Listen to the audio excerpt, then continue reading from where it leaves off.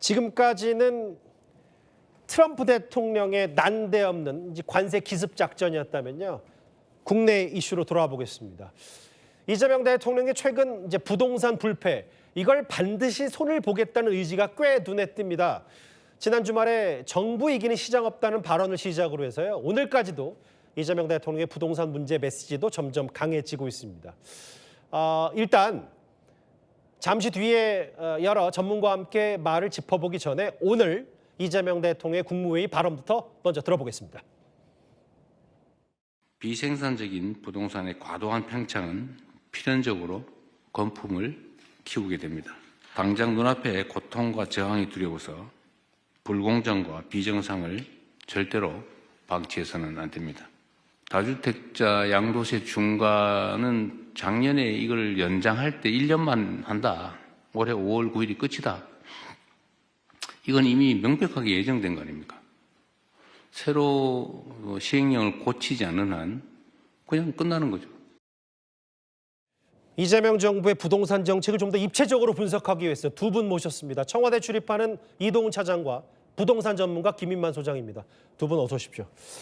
일단 청와대의 지금 어제 오늘의 기류부터 살펴봐야 되는데 특히 이재명 대통령이 얘기한 게 단어들이 꽤 적확하게 얘기하더라고요. 불공정과 비정상. 네. 이거 그러면 우리나라의 다주택자 대통령이 가리킨 거라고 볼 수 있는 거예요? 네, 다주택자 중에서도 특히 투기성 다주택자들을 가리킨 걸로 보입니다. 예. 이제 먼저 이렇게 압박을 하면 정부가 다주택자 양도소득세 중과 유예 종료를 못할 것이라고 보는 시장의 의심을 깨 부수겠다는 의도입니다. 그 대통령도 직접 부당하고 잘못된 기대라고 못 박았습니다. 그러니까 불공정, 비정상, 투기 세력, 그리고 잘못된 건 바로 잡아야 되고 실제로 지금 시장이 현 정부가 이걸 못할 거다라는 의도, 의심을 깨버리겠다는 의지. 청와대 입장 들어봤는데요, 김인만 소장님. 네. 그 중과세, 그러니까 다주택자가 집할 때 더 무거운 세금 매기는 게 중과세 그거잖아요. 네네. 근데 요거 대통령이 유예하지 않기로 결정한 이후에 부동산 시장 반응은 어때요? 뭐 어느 정도 예상은 했습니다만 그럼에도 불구하고 이게 양도세, 중과세가 규제 지역에 3주택 이상이면 최고 세율이 82.5%까지 올라갑니다. 실질적으로 이제 팔기가 굉장히 어려운 무거운 세금이기 때문에 이제 100일 남았습니다. 딱 100일 안에 이제 대통령께서도 말씀하셨죠. 잔금까지 하는 건 불가능하니까 계약만 해도 인정해주겠다, 유예로 봐주겠다. 소급 적용하겠다. 그렇죠. 이 정도면 100일 안에 이제 미션 임파서블이 생긴 겁니다. 그러면 처리를 해야 되는데 현장 분위기를 살펴보니까 아직까지는 좀 차분한 분위기입니다. 문의는 굉장히 많고 팔 수 있느냐, 판다면 얼마에 팔 수 있느냐 정도로 물어보고 매물이 나오는데 뭐 일부에서는 뭐 몇 억씩 떨어졌다라고 하는데 제가 오늘 호가가 그렇다는 얘기도 저도 보도 접했어요. 잠실 뭐 엘리트 아파트들, 엘스 리센트 아파트들 좀 체크를 해보니까 아직 그 정도까지 떨어지는 분위기는 아닌 것 같고요. 한 5천만 원 정도 호가를 내린 분위기인데 이게 이제 100일이 남았기 때문에 아마도 5월 9일이 종료라면 4월 정도에는 아마 급매물이 나오지도 않을까 예상을 할 수도 있는 상황입니다. 일단은 그 대통령의 저 부동산 관련 발언을 신중하게 접근하고 일부 지역이긴 합니다. 여전히 좀 차분하고 잠잠하다. 이동훈 차장, 양도세 중과 유예 이거 끝내는 거 말고 청와대가 생각하는 또 다른 부동산 정책도 있나요? 네, 제가 오늘 취재를 좀 해보니까요. 1가구 1주택이더라도 이렇게 똘똘한 한 채를 사놓고 전세를 준 다음에 본인은 좀 먼 데나 더 저렴한 데서 전세를 사는 경우 있잖아요. 맞아요. 이런 경우에도 장기 보유 특별 공제 지금보다도 더 축소될 가능성이 있습니다. 1가구 1주택자더라도 실거주를 하라는 말로 읽힙니다. 1가구 1주택. 그러니까 전세 두 군데 살면서 비싼 집, 본인이 사는 비싼 집은 누구 전세 주고 그러면서 세금을 감면받는 건 잘못된 행동이다. 김만규 소장님, 이게 아까도 얘기했다시피 시장이 차분한 건 뭐 5월 9일이든 이 양도세 중과 면제 이런 거든 지금 서울 지역 포함해서 토지거래 허가제로 묶여 있기 때문에 자유로운 아파트 거래가 불가능한 게 핵심 아니냐, 뭐 이런 지적도 있는데 동의하세요? 현실적으로 지금 서울 전역은 토지 거래가 구역입니다. 아파트 같은 경우 전세를 끼고 사고 팔고가 안 됩니다. 그러다 보면 이제 집은 두 종류가 있죠. 세입자한테 준 집이 있고 본인이 거주하는 집이 있는데 세입자를 준 집은 이제 포기입니다. 예. 못 팔기 때문에 아예 신경을 안 쓰는 거고요. 나머지 절반은 이제 주인이 살고 있는데 100일 안에 팔려면 내가 이사 갈 집도 알아봐야 되고 또 내 집도 팔아야 되는데 대출이 이제 주로 이제 고가 아파트 시장 같은 경우 25억 넘어가게 되면 대출이 2억이 나옵니다. 그러니까 실제로 매수자 찾기가 100일 안에 토지거래가구에 걸리면 또 한 20일 정도 허가받는데도 시간이 걸리거든요. 집주인들도 아 쉽지 않겠구나라고 이미 생각을 하고 있는 거고요. 그동안의 시간이 충분히 있었죠. 문재인 정부 때도 다주택자 규제를 했기 때문에 팔 수 있는 분들은 상당히 팔았다. 이미? 그나마 남아있는 분들도 팔려면 팔아보는데 안 된다면 나는 일단 보유하거나 아니면 자녀한테 증여를 하겠다라는 플랜 A, B를 이미 준비를 하고 있는 상황입니다. 아, 생각보다 정부 정책보다 더 시장은 미리 발빠르게 움직였다. 그러면 김인만 소장의 전망과 말씀이라면 이거 대통령이 이런 세금 유예하는 거, 그러니까 중과세 유예를 종료하는 거 이게 더 먹히려면은 토지거래 허가제도 일시적으로 풀어야 된다는 말씀이신 거예요? 아, 이거 풀게 되면 이제 거래는 되는데 정부 입장에서 토지를 푸는 거는 현실적으로 불가능할 것 같고요. 아마도 보유세 인상 카드를 통해서 압박을 좀 많이 하지 않을까 생각합니다. 보유세 인상 결국은 세금으로 현 정부도 집값 잡기를 시작할 수밖에 없을 거다.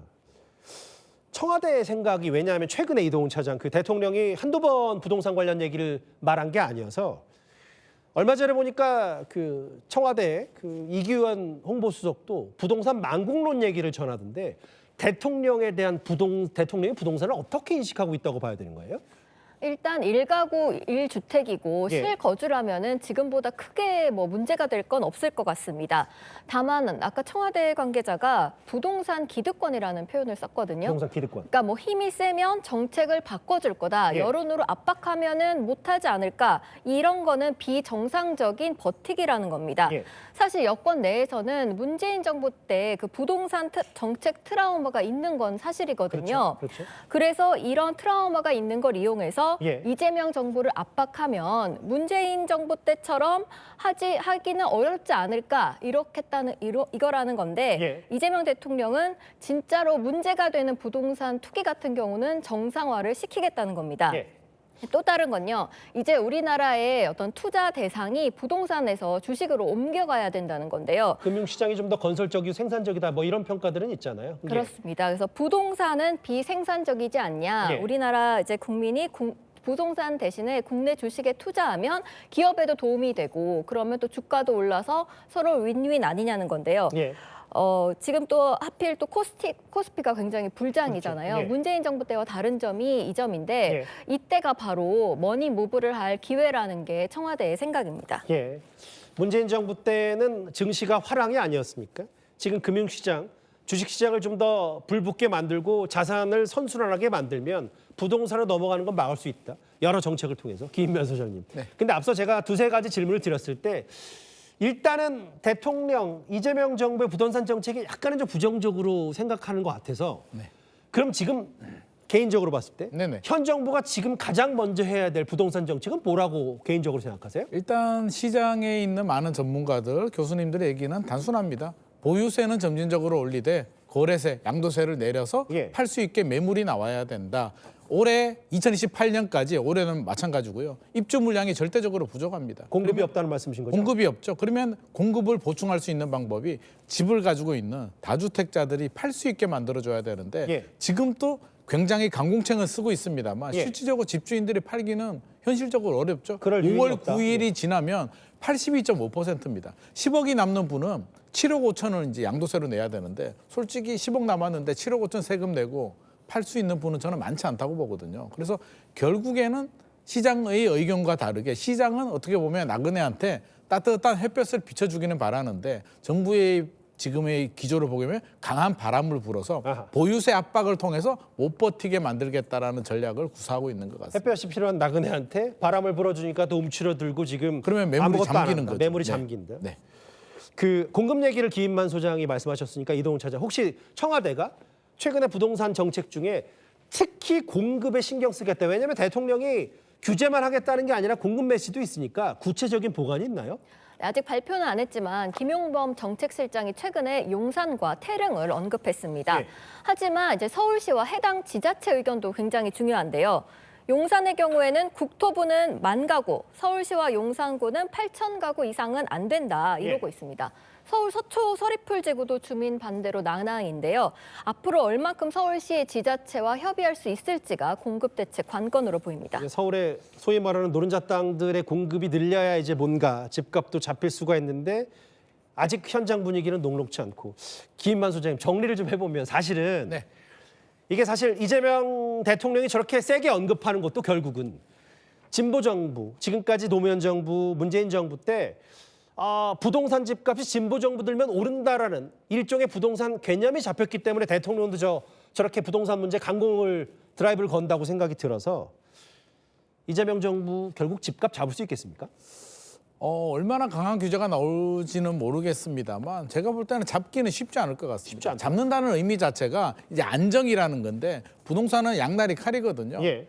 매물 잠김 현상이 생기게 되면 상승을 하게 되고요. 매우 강한 규제로 도저히 버틸 수 없게 예. 부러지게 만들면 이거는 또 하락, 폭락을 의미합니다. 그러니까 안정을 찾기는 현실적으로 굉장히 좀 어렵다. 예. 결국에는 공급 물량이 많이 나와야 되는데 아무리 좋은 공급 대책이 나오더라도 이거 5년 안에 입주 물량으로 연결되기는 현실적으로 그러게요. 뭐 공급이라는 게 뭐 주식 사듯이 사는 것도 아니고 그러니까요. 아파트나 찍어내는 것도 아니고 말이죠. 절대적으로 공급이 부족한 상황에서 시장의 수요자들 최근에 이제 다주택자들은 뭐 규제를 할 수는 있는데 예. 똘똘한 채가 트렌드거든요. 집 하나 가진 사람은 본인이 투기로 간주하지 않기 때문에 예. 내가 집 하나 가진 거 가지고 왜 난리야? 예. 나는 보유하겠어라는 전략을 구사하고 있기 때문에 예. 현실적으로 집 하나 가진 분이 팔게 하기에는 여러 가지 좀 어려운 부분, 결국 출구를 만들어줘야 되는데 알겠습니다. 지금 출구를 막고 강공책만 가고 있는 상황입니다. 알겠습니다. 일단 초반이니까 좀 김만 소장의 예측과 한번 어떻게 가는지 지켜보겠습니다. 청와대 출입하는 이동훈 차장에게는 대통령의 부동산 정책의 속내를 그리고 시장 반응 김만 소장께 두 분과 함께 입체적으로 살펴봤습니다. 여기까지 정리하겠습니다. 예.